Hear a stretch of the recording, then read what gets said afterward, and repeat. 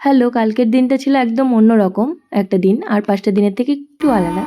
সকাল সকাল ঘুম থেকে উঠে ট্রেন ধরলাম, তারপর গন্তব্যে পৌঁছালাম, সেই পুরনো জায়গা, পুরনো শহর। অনেক দিন পর আবার দেখা হলো। ট্রেনের জানালা দিয়ে যখন বাতাস এসে মুখে লাগছিল, আর মনে হচ্ছিল যেন অনেকটা পিছিয়ে গেছি পুরনো দিনগুলোতে।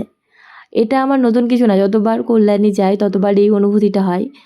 পুরনো রাস্তায়, আর সবচেয়ে বড় কথা পুরনো স্যার ম্যামদের সাথে দেখা হলো, কিছু ভাই বোনদের সাথে পরিচয় হলো, আর আমার নিজের বোন রয়েছে, ওর সাথেও দেখা হলো।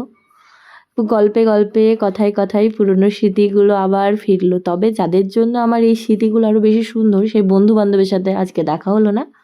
আশা করি সামনের দিনগুলোতে দেখা হবে। তারপর সেমিনারে নতুন কিছু শিখলাম, গুণী মানুষজনদের সাথে পরিচয় হলো, সান্নিধ্য পেলাম। যেমন দর্শন চৌধুরী স্যার, ভীষণ ভালো বললেন উনি। তারপর কৌশিক চ্যাটার্জি স্যার এসেছিলেন। স্যারের তো আমি এক কথায় ফ্যান বলতে পারো, স্যার ভীষণ ভালো বলেন। আজকেও তিনি নতুন কিছু আমাদের শেখালেন, নতুন একটা অভিজ্ঞতা হলো কিভাবে আমরা নাটক, উপন্যাস সুন্দরভাবে নিজের নতুন ভাবনা নিয়ে পড়তে পারি, সেটা তিনি শেখালেন।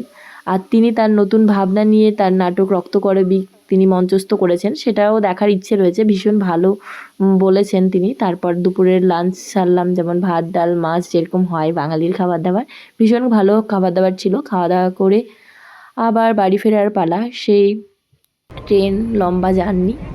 এইভাবেই আজকের দিনটা আমার কাটলো, কিন্তু মনটা খুব ভরে ছিল। আজকের ভিডিওটা তোমাদের কেমন লাগলো অবশ্যই জানিও। খুব ভালো থেকো সবাই, টাটা।